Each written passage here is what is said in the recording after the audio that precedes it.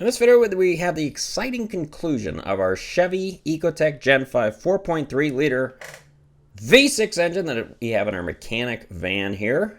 And we're going to be putting the cam in, the lifters, the cam gear, timing chains, harmonic balancer, folks, cylinder heads, fuel pump, pretty much everything outside of the crankshaft in this. Going to be quite a long video, almost a movie, I would say. And if you're really into mechanical stuff, you might enjoy it. And an exciting conclusion.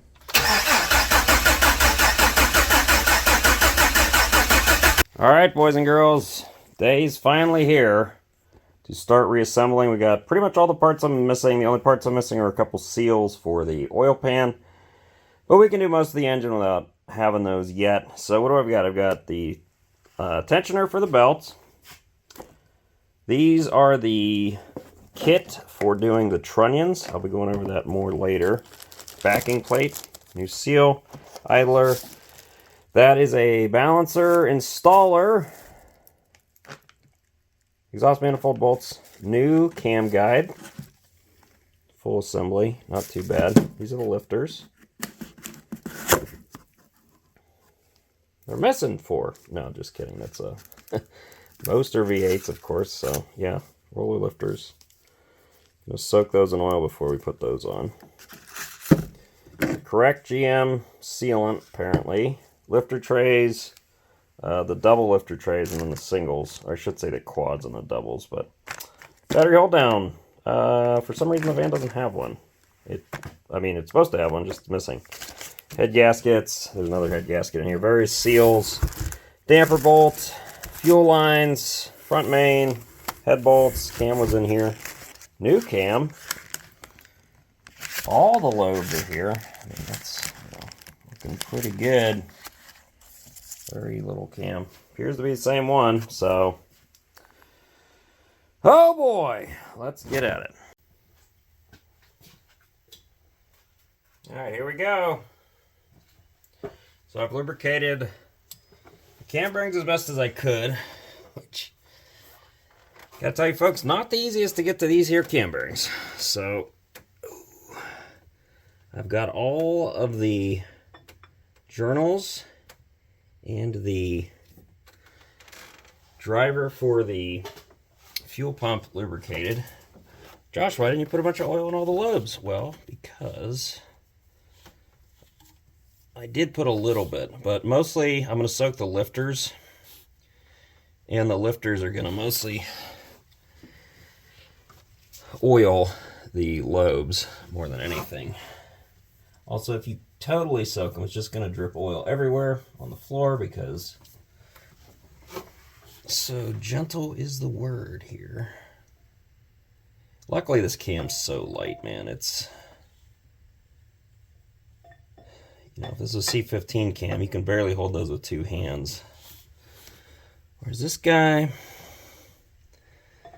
not too bad. Because if it stops or hits, you just rotate a little bit. Reposition just a little bit. Extension comes into play. It just acts as a handle, folks.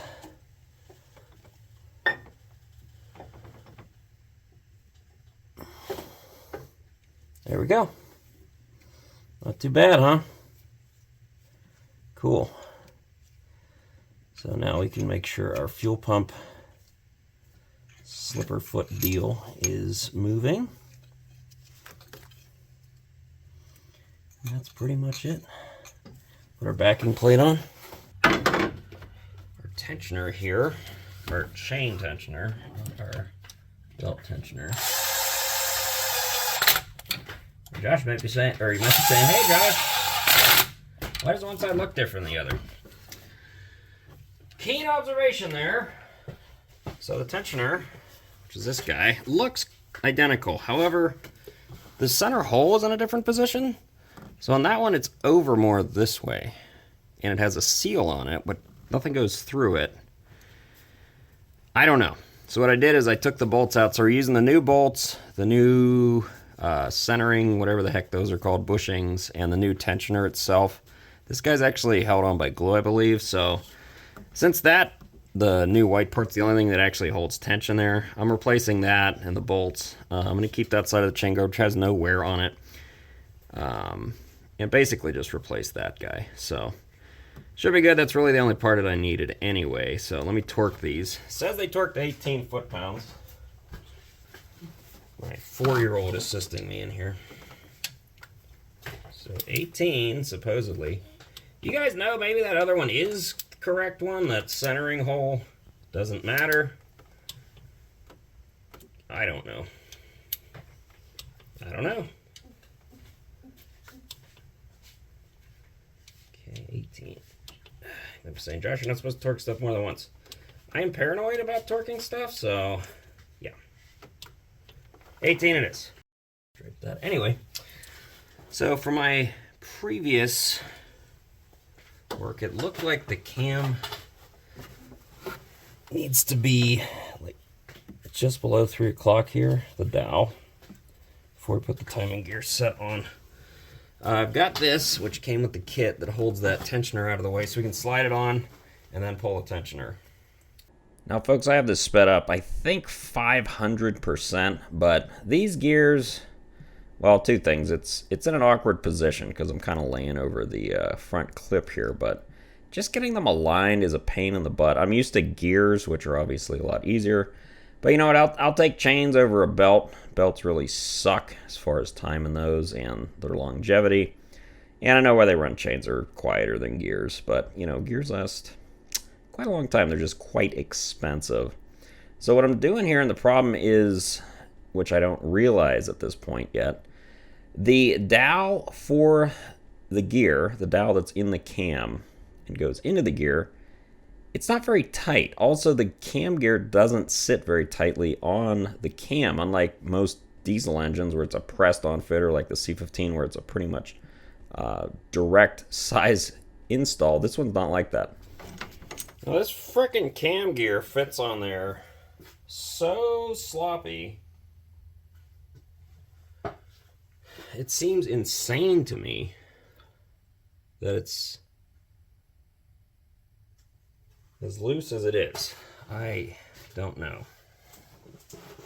But following the guidelines.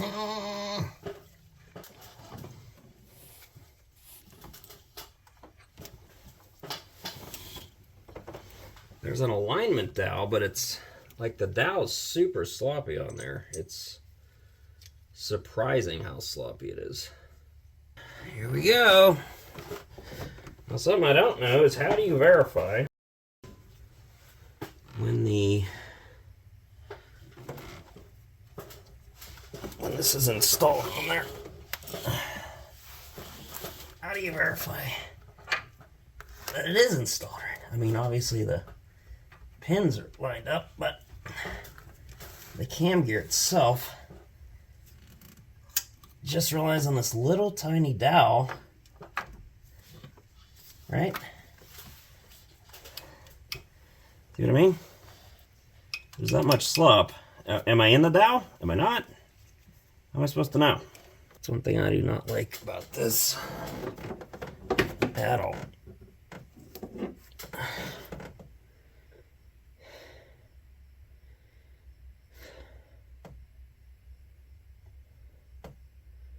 What I'm going to do is start this bolt.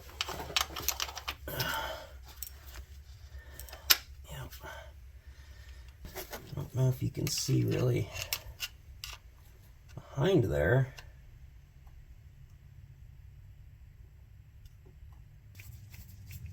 There we go. Okay. So you probably can't see it, but at the back, I've got a extension with a socket on it sitting on the fuel pump lobe. So if it turns the cam, that'll move up and down.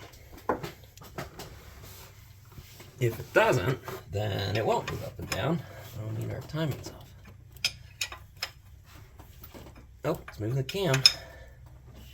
Yep, so we are. Okay, so that means our alignment dowel's in. Good. Very good.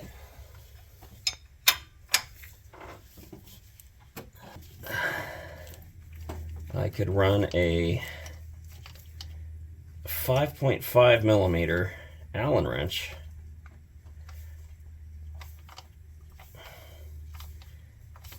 between the cam gear and the backing plate there, but I couldn't get a 6. So if it was not on the dowel, that would tell me. If it wasn't on the dowel, it would be sticking out.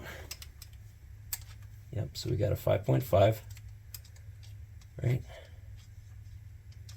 5.5, but not a 6. Yep, a 6 won't fit. 6 will fit between the links, but won't go through. So, okay. So I'm pretty much 100% certain, as certain as I can be, that the cam gear is installed there. So now I have to torque that cam gear bolt / valve. That'll be interesting. Oh, come on. You gotta close on that. Okay, 48. Now we have the unenviable task of rotating that puppy 50 degrees. How are we going to do this? We'll have to get this puppy on there. Okay.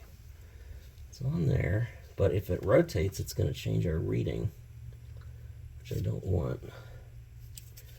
So I can't see. That's better.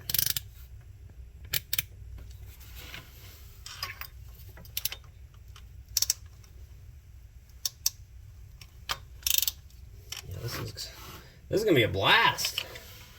This is gonna be just freaking awesome. Thank you, Chevy, for doing a torque angle.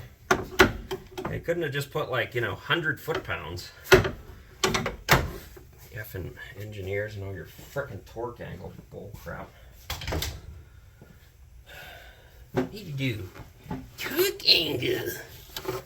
Lots of engines ran fine with no freaking torque angle on the stupid bolts. Just makes it harder to assemble. Here we go. Got to move a little bit. This fastener design, really genius.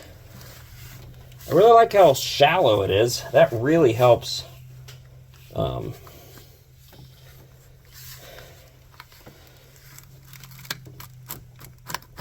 Grabbing the where are we at here? No, not quite there yet. Barely enough to grab.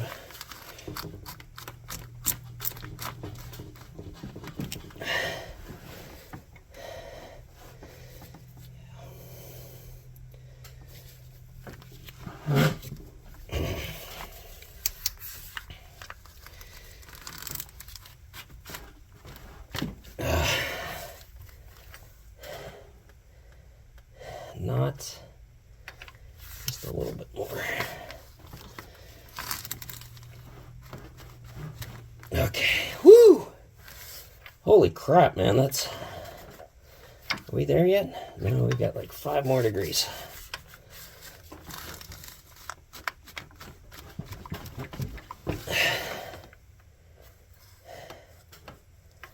Come on.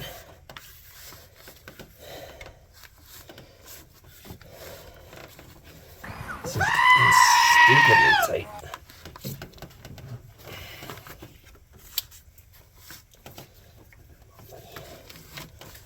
Stupidly tight. Ugh. Okay. That's 50 degrees. That is really frickin' tight. Yeah, technical term. I mean, that's insanely tight. Okay. Okay, so cam gear's part is done finally. It's checked timing. Timing's good. So if you look, we're doing our balance shaft. One of the links is darker there, and then that one's also darker. That dark one has to line up with this dot on this small gear for the balance shaft. And then that one's supposed to line face up, and that's how you time this assembly. You time the cam gear to the crank. Those are timed. Got my tensioner good now. And then you time the balance shaft to the cam. And there you go. So what we're doing here, folks, is we are installing the other timing chain. Now this timing chain doesn't do anything with the cam or the crank. It is for the balance shaft. And it has its own special procedure here. So the balance shaft is the shaft that is not the gear that I'm trying to put on here, but the one that is between the cam gear and this top gear, kind of there to the left. So the top gear here is under tension. There's a retaining tang that is kind of spring loaded that you have to get this gear over, and that's kind of what I'm fighting here, because you don't just pull it up and then slide the gear in. The retaining bolt here, you have to get it over the tang and then put the bolt in. Now once you do that, there's also a chain guide or a chain tensioner that you need to install. It's not on right now, but once it is on, then there's a specification for that also, which is about 1 millimeter of free play. Now I did check it when I took it all apart to see what it was supposed to be, and supposedly about a thickness of a credit card is the gap between the chain and the chain guide. So you'll see how I do that very technically. And yeah, just fighting here. This is sped up by about, I think, 500%. So you can see I've fought this thing for quite a while. This is stuff you don't want to kind of speed through, especially the first time you do it. You really want to take your time. If this is the 100th one you've done, well, you probably wouldn't be fighting it this much. And there's probably more tooling or different ways to do it than the way I was doing it to make it easier, as with all things. But this one, yeah, this is my first one. So this is the chain guide I was talking about here. This one had really no wear on it, so I reused this one. And it doesn't really seem like it even contacts the chain hardly much at all. And what you'll see is I'm going to torque these down, and then what I'm going to do is set our chain tension here. So what I'm going to use is it's actually just a plastic stencil. I'm checking the I'm not exactly sure, the retaining tang or the tension tang that's underneath that top gear there, and I'm going to put that there you go, my stencil, and that is what I'm using as the specification. So video I watched at about a credit card's thickness. That stencil thing was about a credit card's thickness, so torqued it there, and that puppy is ready to go. Okay, so we're getting ready to install the oil pump, and one of the tools that I was said that I needed were these alignment tools so that the oil pump position doesn't change. However, see that hole? You see that hole? It has alignment dowels on both sides, so I don't think those locating tools do anything, because with these alignment dowels, it's not like you can move it around an inch or so. I don't really see the point. Maybe on the older ones, there were not dowels and you had to position it, but I don't see why you need those tools with this oil pump. So let's install the oil pump. I also need to install this guy, the fuel pump, before. Which one should I do first? Probably fuel pump, pretty easy. Time for the all-important oil pump installation. Alrighty. Super critical alignment dowels. Yeah. I think those are a waste of money, folks. Oh, that would help if I put it on the right position, which is this way. This way. Okay.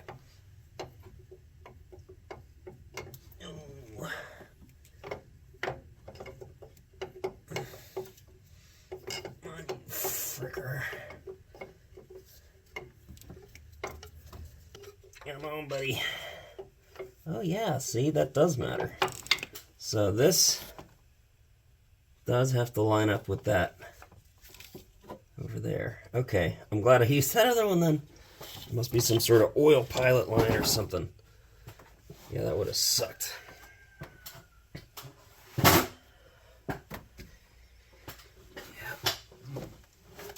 Alright. Come on, Mr. Oil Pump.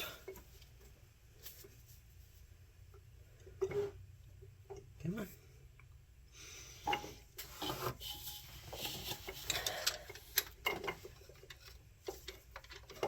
Oh, there we go. There we go. Alright. Okay, propeller's on.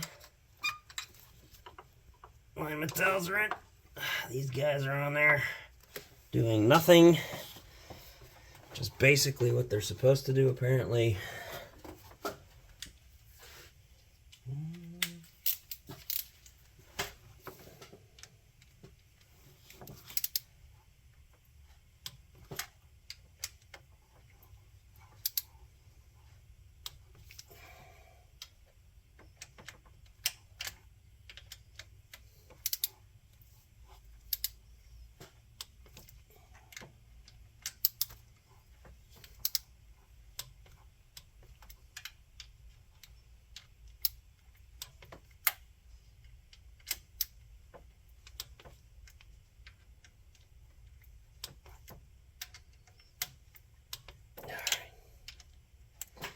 Okay,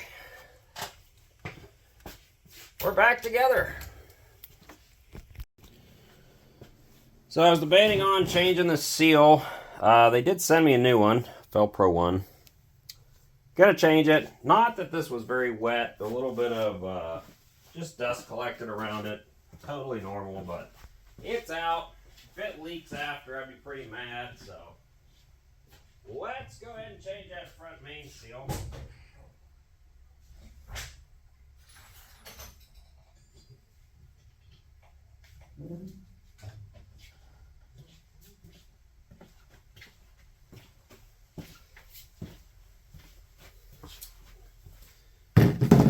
Not super familiar with this style, so what I'm going to do is basically pop it here, and we'll drive the old seal out. That's the plan, at least. There we go. Okay, that wasn't too hard. Some debris, normal. Not sure if you can see it there, but yeah, old seal. It's a lip seal, double lip seal. So put that puppy over there. We'll clean this out real fast.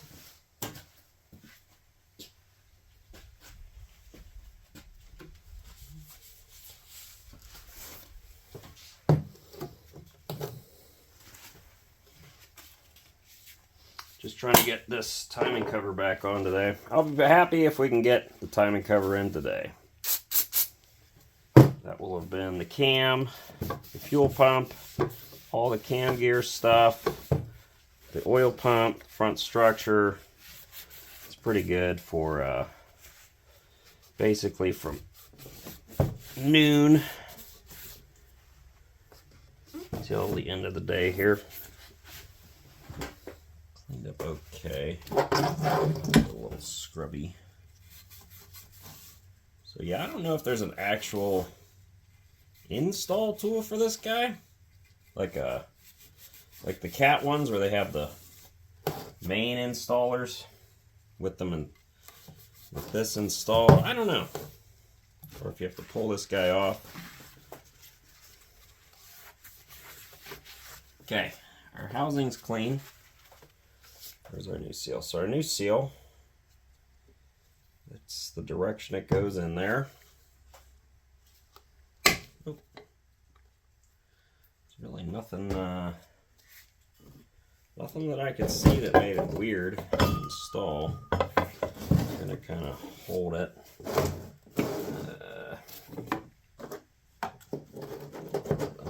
There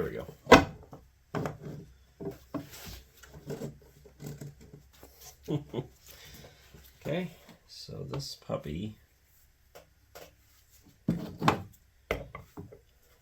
like the thermostat seals,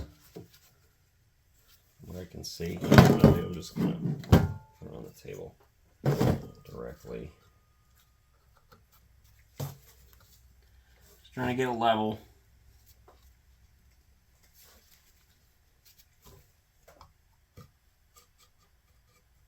So this plastic guy should, yeah.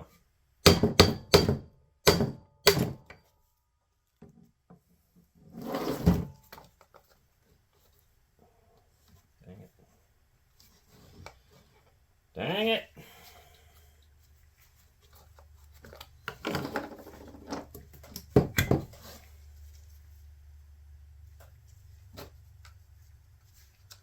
This cupping tool. Now, I don't know, maybe there's a better way. Maybe you just put like a 2x4 over this and tap the outside in. I'm not really certain. It's not wanting to go in very flat though. Let me grab a, I think I'm going to try and drive this in from the outside, not using that. Yeah, so I got this, well, not exactly a 2x6, but I think that'll push towards the outside. Hopefully help. A little dirty.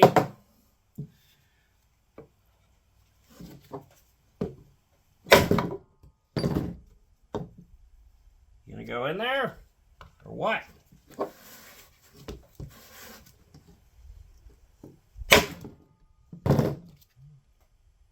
That one a little more.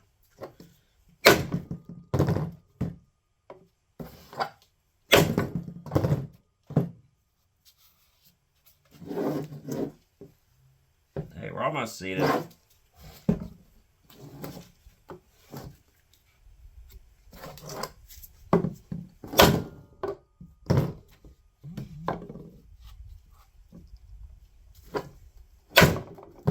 Okay. Well, it's definitely flush now.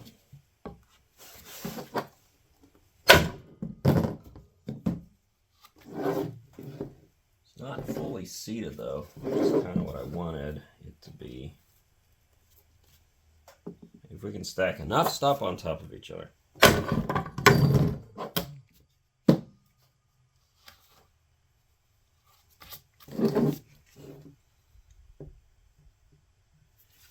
It's still not.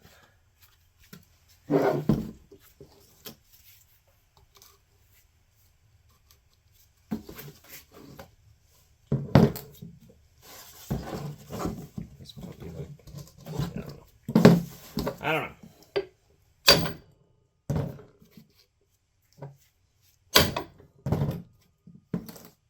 That's moving. That's working. Okay. Yep, I think we got her. More love tap. There we go. Okay. Yeah. There we go. All right, here we go. Got 2 alignment studs here.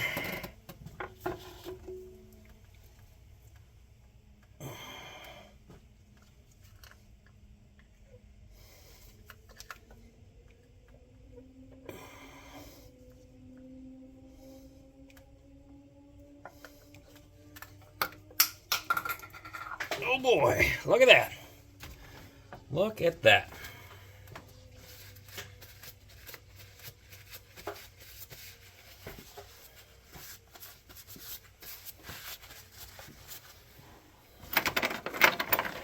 All right, let's get these bolts on there.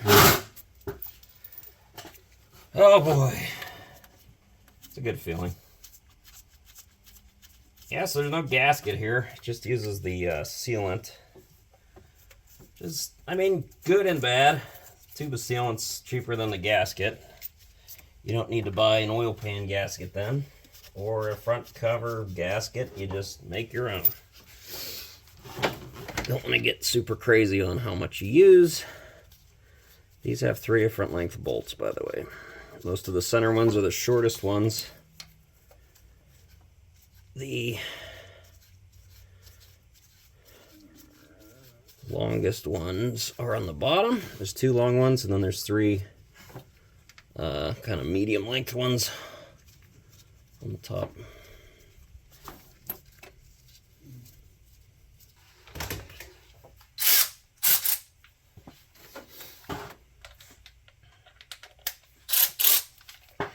I'll kind of have you start in the middle, work your way up.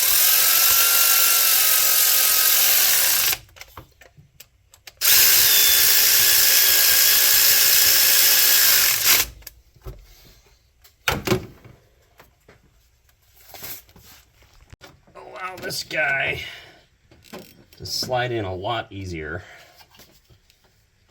Should, being opportune word number 10,000 in this job. The good news is you'll get to see me roll the belt back on by hand. So, do. So same as before. Got our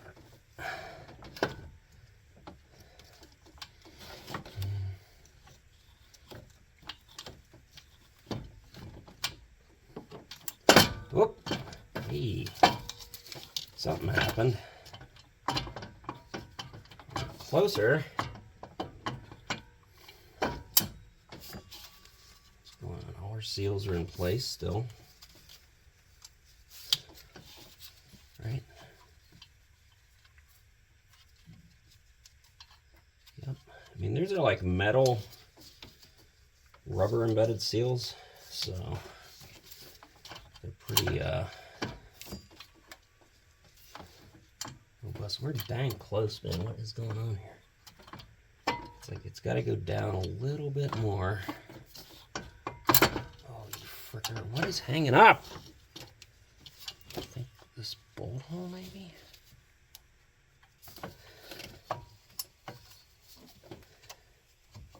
Yeah, we got it. That's not easy. Now, hopefully I don't forget to tighten that alternator bolt. Water pump. I have not been looking forward to doing that guy. Should probably get a mirror and make sure none of these seals are folded over or anything. Let me do that before we get all these bolts in there. And then I'll show you how I did the belt.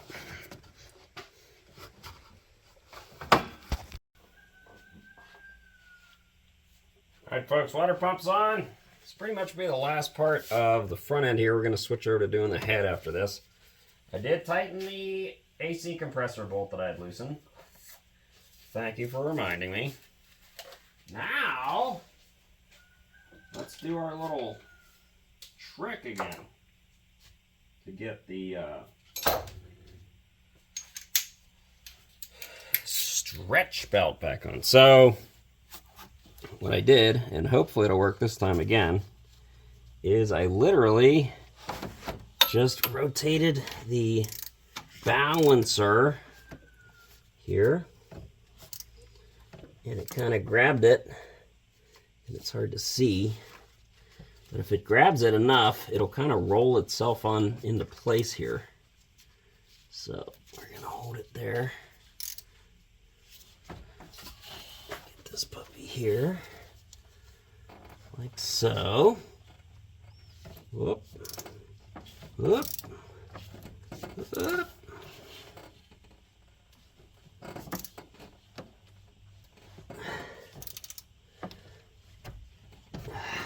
Whoop.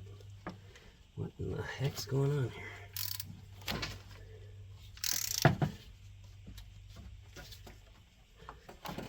Okay, I don't know why it didn't want to do it that time.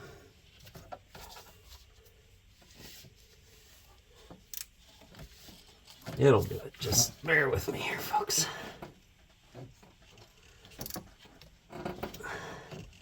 So I'm holding the AC compressor side because it'll want to pop off there.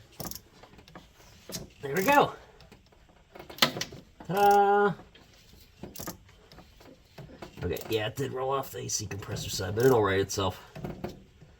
See, that one's off one. Just don't roll this. Don't roll your hand under it. That would be bad.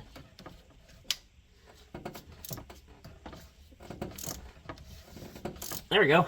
Ta-da! See? No tools. Didn't even use a zip tie. Still tight. Ha ha! You like them apples?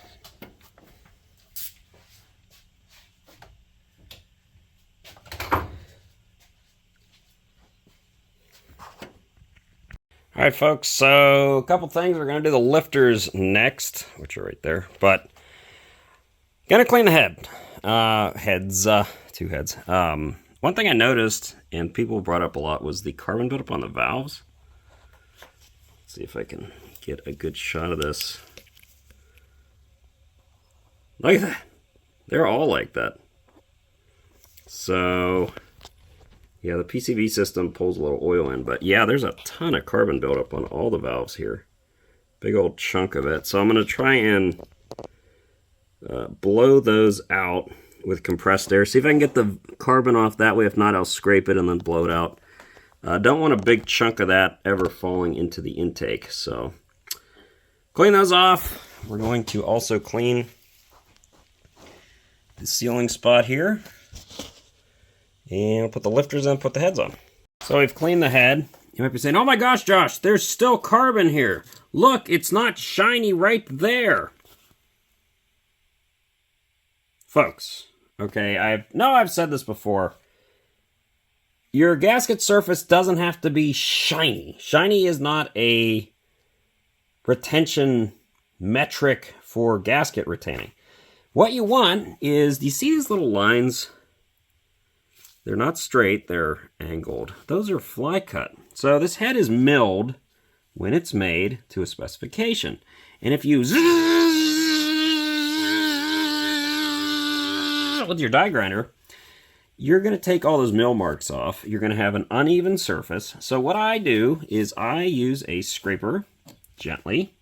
Some people use a plastic one, but I think you'll find that's very difficult to do. If you hit something and stop with a scraper, just stop. You don't want to gouge the aluminum. Then I use a very fine, especially on aluminum, sandpaper, and just go over it gently after scraping to remove any high spots or whatever, and that's it. I probably did 2 passes, and it's good. That's as good as it's going to get. You're never going to get better than the factory, folks. All you're trying to do is just get it ready for installation. Also, I've cleaned the big chunks of carbon off the valves. Not sure if you can see it very well. Basically, I had to scrape it with a very long hose pick. There, you might be able to see it. Yep, there you go. Yeah, big chunks of carbon, and I'm blowing them off. And then I blew it out there. So this head's ready for reinstallation. Got one more to do, and then I can do the block. So we have our new lifters here. Roller lifters, just like the old ones, except none of them are destroyed yet. You can see that they have these flat sections. Those flats are what the plastic retainers hold so they don't turn. But I'm going to put them in clean engine oil before installing them. Also going to inspect each one, make sure that it rolls fine. That would be bad to put a bad lifter after doing all this work. Yeah, gonna let them soak in oil, then we're gonna put them in and then put the retainers in. That keep them from rotating.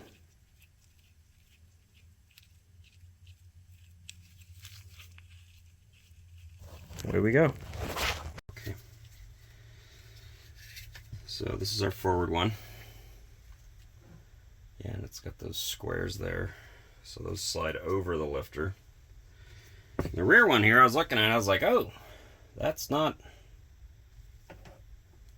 Can't swap that one around, but if you look, this one has a triangle deal, so it must go like this. Going to apply a small amount of engine oil inside the bore here.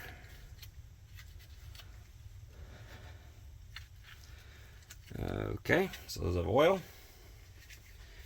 Should just slide over.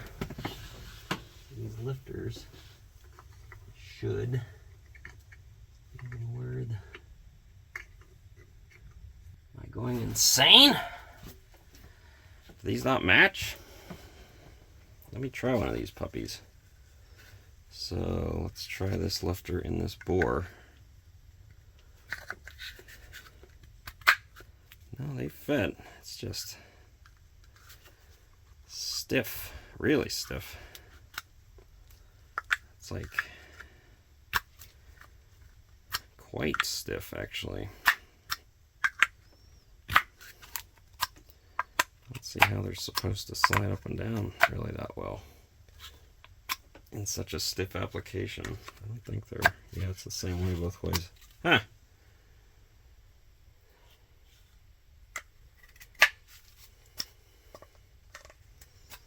I mean, I guess they'll move, but that's stiffer than I thought they would have been.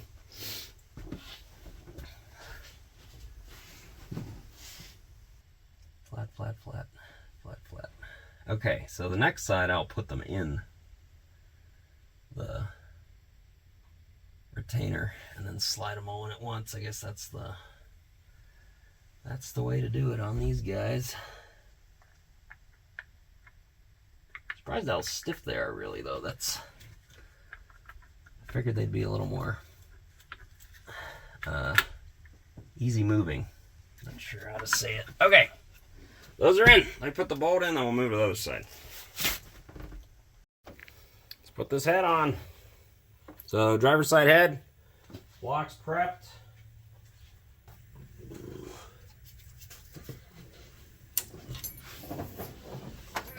Right.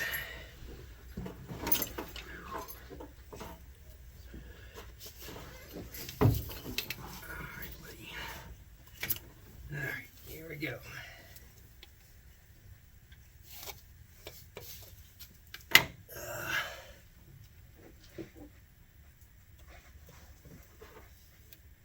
Come on.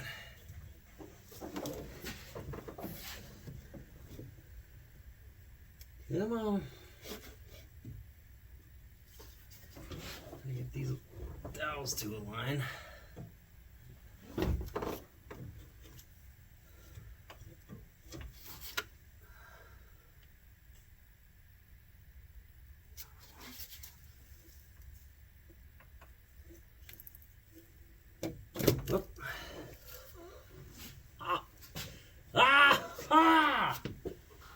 Look at that.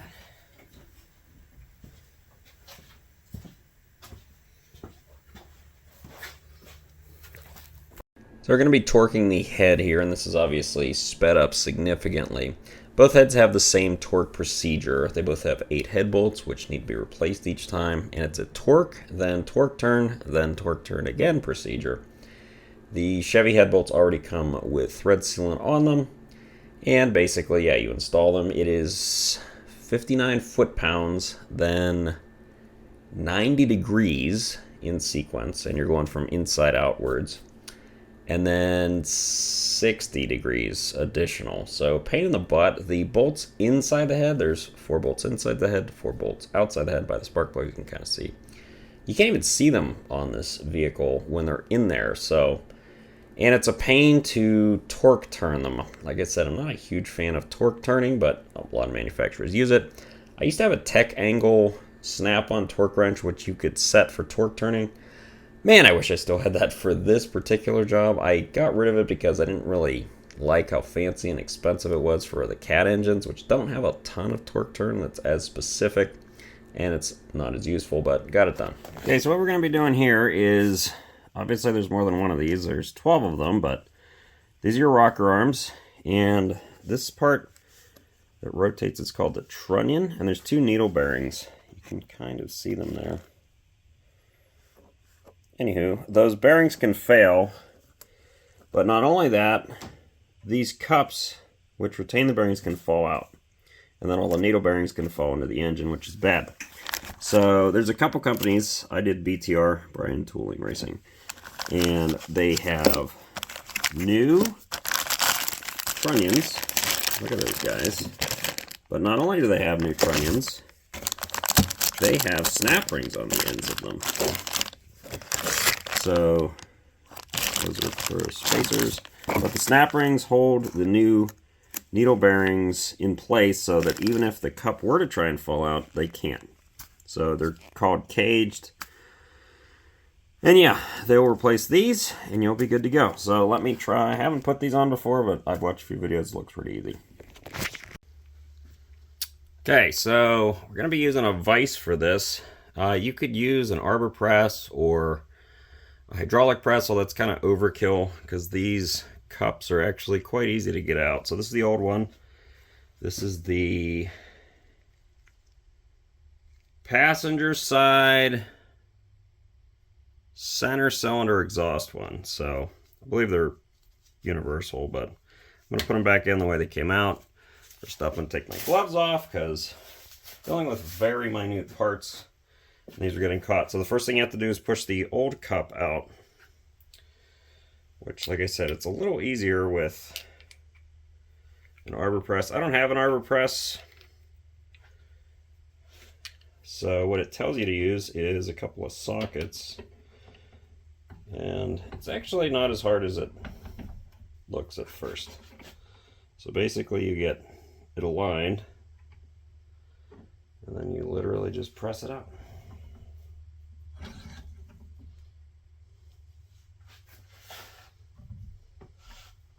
See, pushes out quite easy. I mean, I'm not even putting that much force on it. Now what's crazy is these needle bearings literally go everywhere. See, they don't stay contained. So yeah, imagine that was running and that cup pressed out. All those small bearings would be stuck rolling around in your engine, which I don't think they'd go through the screen, but you don't want that. So this is all garbage. So you've got your rocker here. If you notice, your rocker has a rounded side and a rounded side with two flats. So I've noticed we need to push the cup into that side first. So these are our new cups. You might be saying, well, those are needle bearings too. That is correct. The needle bearings aren't really the problem. It's the design of the retention. So we're going to be pushing this in. Do you need to use a socket here? Well, not really. I use it so I don't have to move the vise as much. It's kind of awkward because I'm right-handed. So I want to do everything with my right hand. At the same time, the handle's on the right side.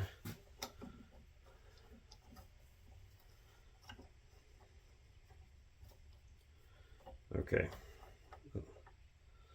Press in pretty easily.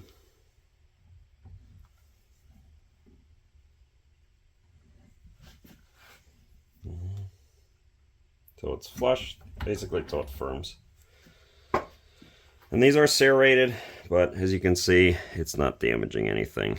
You got to be careful with the cup, not really the body of this housing as much. That's why I was using that to press it. Only that if I wasn't using that, I'd have to roll it and roll it and roll it. So you've got half our cup in. Then you take your new trunnion, which that's the bottom, but it rotates, and you press the trunnion through, and they put these little plastic cups in there so the bearings don't go flying all over the dang place. See? It's garbage. So now that rotates in there. Pretty neat, huh? So our next step is we need to retain this guy where it could fall out and all the needle bearings go everywhere. So they give you a big old washer. So the washer will keep them contained if they were to try to escape. And then our friend, the snap ring.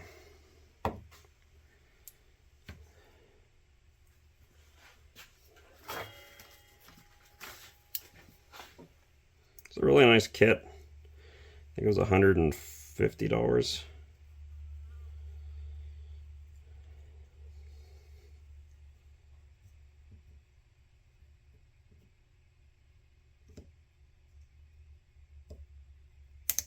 There we go.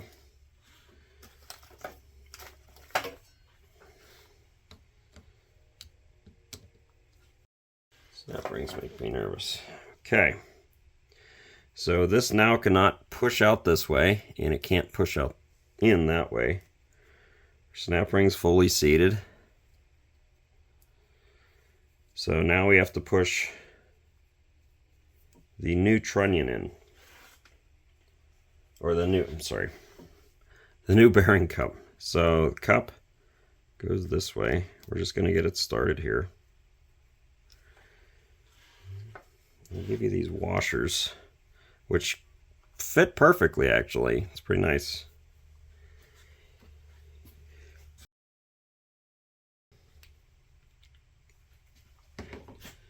So this puppy, not sure if you're going to be able to see. A little off center here, but let me get this. You just get it to where it'll hold itself. Okay, now we're going to press it in until it stops. Just right there. Okay. So, ta-da. That's nice of them to give you these seating washers. There's two of them actually. Okay, so now, mostly done. We just have to put the other side washer.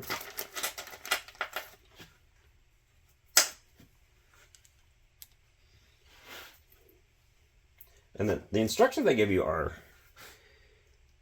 gonna tell you folks, probably the nicest instructions I've ever seen written for something. And I paid for this product. This is not some product placement thing, but okay, that one's done. So the snap rings are on, as you can see. Snap rings, washer, snap ring, washer. It rotates fully. It does have a top and a bottom. It'll get installed like that, obviously, where the flat side here. But yeah, that one's done. I soaked these in oil for about a minute, and I put it on and torque it. Pretty cool, huh? So that's soaking it off. I wanted to show you guys these instructions, just because this is how instructions should be written. Huge pictures. Tells you what's in the kit. Look, a picture for every step. This isn't some laid out long thing with, oh, use tooling A, use tooling J, use tooling CK. It's to the point, exactly every single step. Look at that. Beautiful. BTR, really impressed with the kit they sent, but their instructions in particular are very nice. So, thank you.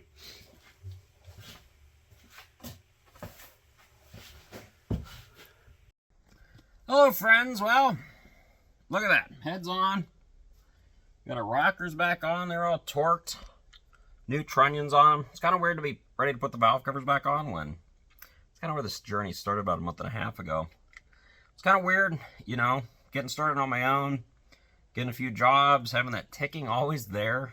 Every job I was driving to, I noticed it, and having to stop now for 2 weeks. But, you know, I'm glad I did it. I'm not done yet, obviously, but the big stuff's done. The heads are on, cam, lifters, all that stuff's been done. I got to put the fuel lines on, the intake, and the oil pan. That's the biggest thing to put on, but learn a lot here. We're going to get, I think we'll do the fuel lines next. Then the valve covers. I got new spark plug wires. Don't know when those were replaced last. It says it had the spark plugs changed not too long ago in Carfax. I don't know how accurate that is.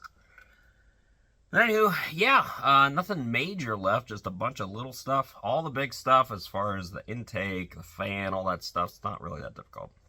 I'm not super technical, so let's get back to work. See how far we get. The intake on. Well, good question. So the valve cover is obviously going to seal up the internals of the engine. All right, getting ready for our intake. So we've got our sound deadening. Number one, I got the coils plugged in. That'll keep the harness out. Now, when I took it out, I pulled it, I believe, from the rear.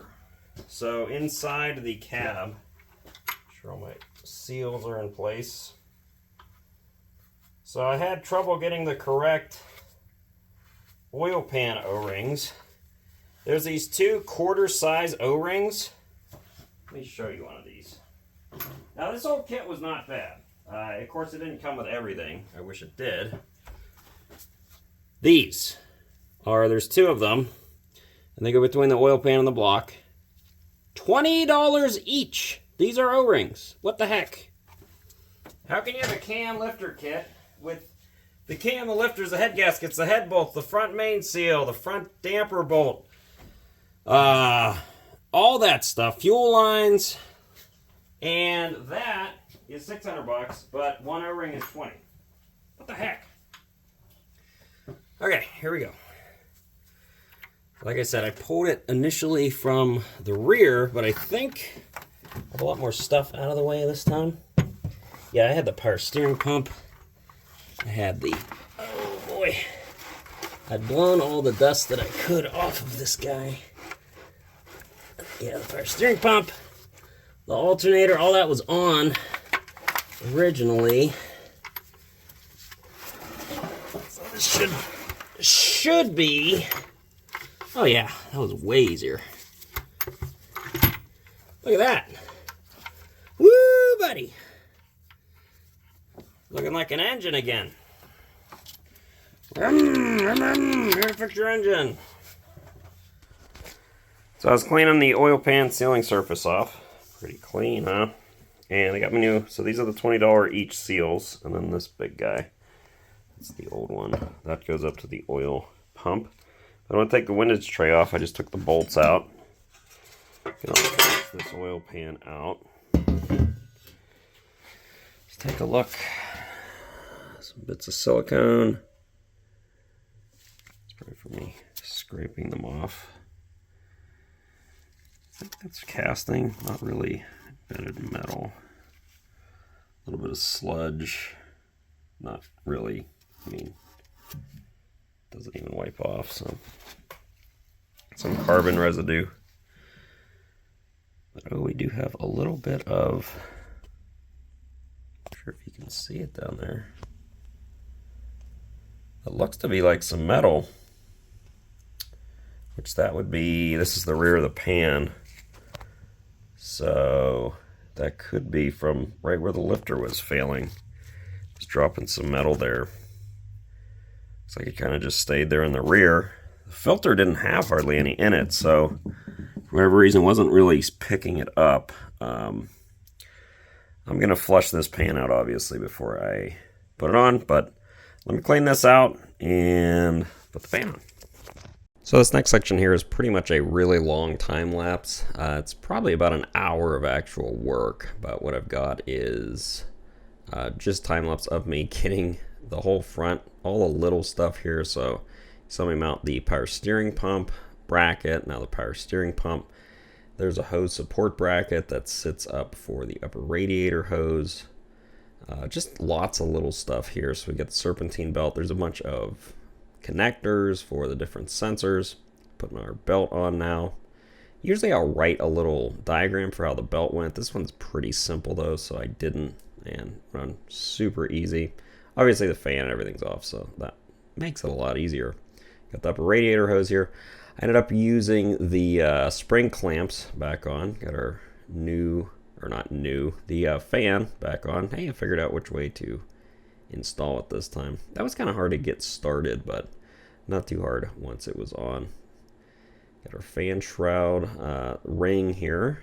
There's a bracket I had to put back on there, install that. And once that's on, then the upper part of the fan shroud can go back on. This stuff's getting pretty tight in here, getting ready to install the intake tubing here, the air filter housing.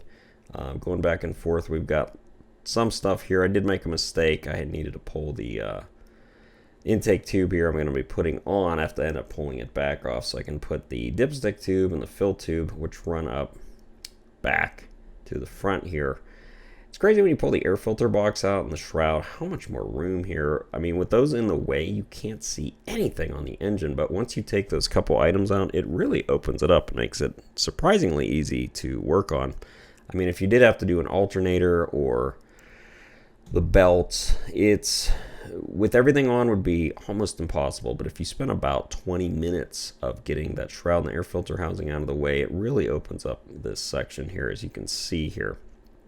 And like I said, I'm trying to get that dipstick tube back in there, realizing, oh, I got to pull this little air box out of the way again. So I can get it back on. All this peripheral stuff here. Luckily, you know, nothing broke. Everything seemed to go on pretty easy as far as this part goes. Just lots of little stuff to install, so it just takes a long time. Like I said, this is actually about an hour of work here. Now we're about ready to put the shroud on, but one thing I did want to do, shroud on, I don't know why I said down, but I wanted to blow all this crap out of the radiator here, and I figured you guys might want to see how much stuff we get out of there. Stop that. So let me get my air nozzle. Let's see what we got. Here we go.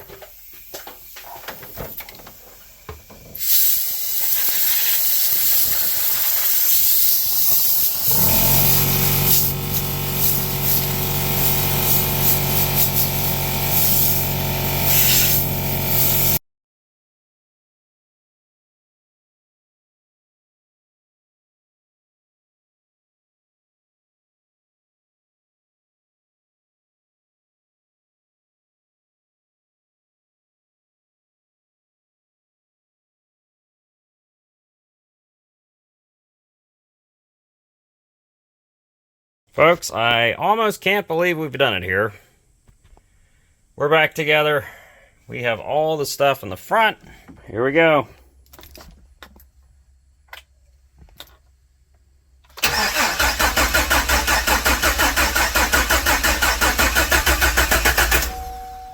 Okay. Shut it off for a second.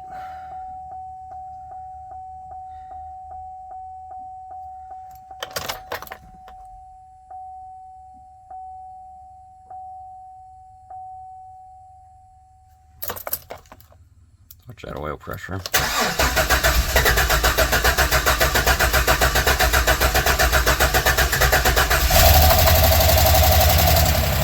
Oh. Oil pressure good. Had some ticking there initially, that's for sure. Good oil pressure.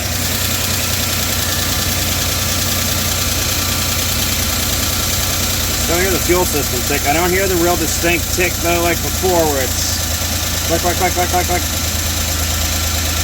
This sounds like a normal engine to me. Let's fill them lifters up with oil.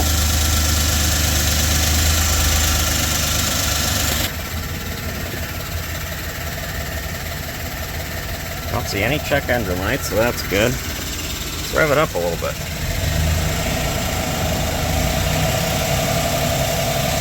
No ticking.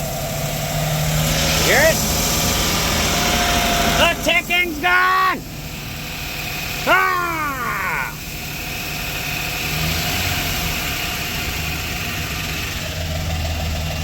It just made me too, but the oil pressure's also higher. Sitting at about 70 right now. It usually would be around 60. I don't know why that would be higher, unless our old lifters were just worn out or something. Maybe the cam plate was leaking oil. I don't know, it sounds really good. Oh man.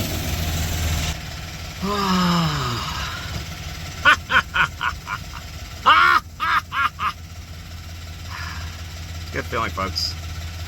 I'll shut her off, and yeah, all I gotta do is put the seat and stuff back in. If you watch the whole video, all the videos, man, thanks for sticking with me through these videos. I'll say it was hard to watch, but I had to do all the work. Thanks so much. Seems like the van's back together. Go do some work.